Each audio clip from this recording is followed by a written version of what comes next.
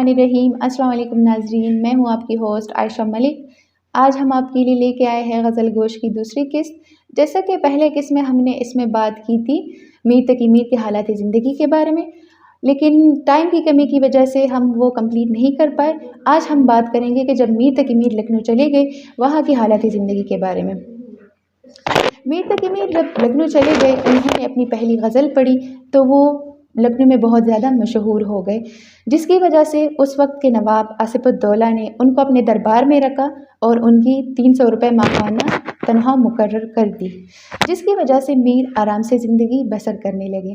जो बड़े बड़े गम हैं उनमें से एक गम ये भी है कि उनकी एक जवान बेटी जब वो दरबार से बाहर निकले और ज़िंदगी के आखिरी 3 सालों में उनकी एक जवान बेटी और उनकी बीवी का भी इंतकाल हो गया।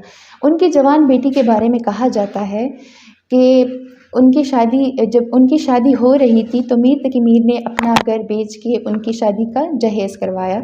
बेटी हसास दिल के मालिक थी। किसी ने उनसे ये कहा कि तुम्हारे वालिद साहब ने अपना घर उजाड़ के तुम्हारा घर बसाया है, जिसकी वजह से हसास तबीयत की मालिक थी, जिसकी वजह से वो ये बात दिल पे ले बैठी और एक दिन वो इस सदमे से इंतकाल कर गई। मीर तकी मीर ने जब कफन में अपनी बेटी का चेहरा देखा तो उन्होंने ये शेर कहा, और ये शेर उनकी ज़िंदगी का आखिरी शेर भी तसव्वुर किया जाता है। शेर कुछ इस तरह है कि मीर साहब फरमाते हैं, अब आया है ख्याल ए आराम जहाँ इस नामुरादी में, अब आया है ख्याल ए आराम जहाँ इस नामुरादी में, कफन देना तुम्हें भूल गए असबाब शादी में। इसके बाद मीर तकी मीर की वफ़ात हुई। 1810 में मीर साहब इस दुनिया से तशरीफ़ ले गए और उनकी कब्र लखनऊ में मौजूद है। तो नाज़रीन, अब बात करते हैं मीर तकी मीर की शायरी के बारे में, उनकी शायरी की खसूसियात के बारे में।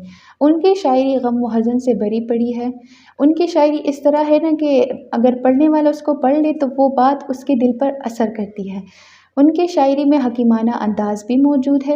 वैसे तो उनकी शायरी आशिकाना है, लेकिन ज़्यादातर उसमें से हकीमाना अंदाज़ भी मौजूद है।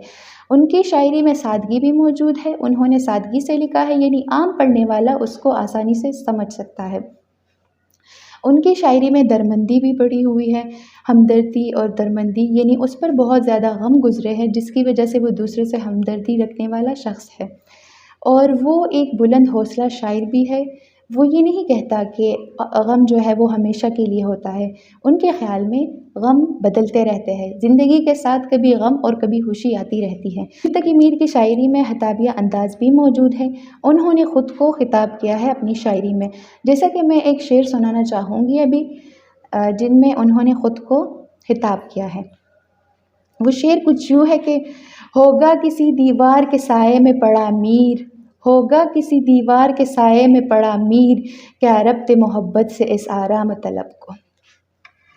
दूसरा शेर कुछ यूँ है कि मीर साहब तुम फरिश्ता हो तो हो, आदमी होना तो मुश्किल है मियाँ। और मीर तकी मीर का इश्क, मीर तकी मीर की शायरी में अगर इश्क का वजूद है तो वो इस तरह नहीं है कि उन्होंने महबूब के पीछे बेवफाई की बात की हो, बल्कि उनकी शायरी में महबूब की कदर व इज़्ज़त के हवाले से बात की गई है। जैसा कि इस हवाले से शेर है कि हम हुए कि तुम हुए कि मीर हुए, हम हुए कि तुम हुए कि मीर हुए, उनकी जुल्फ़ों के सब असीर हुए। मीर तकी मीर के शायरी के बारे में बहुत से शुरा ने अपने राय पेश किए हैं, जिसमें से गालिब लिखते हैं कि रीख्ता के सिर्फ तुम ही नहीं उस्ताद गालिब, कहते हैं कि अगले ज़माने में भी कोई मीर था।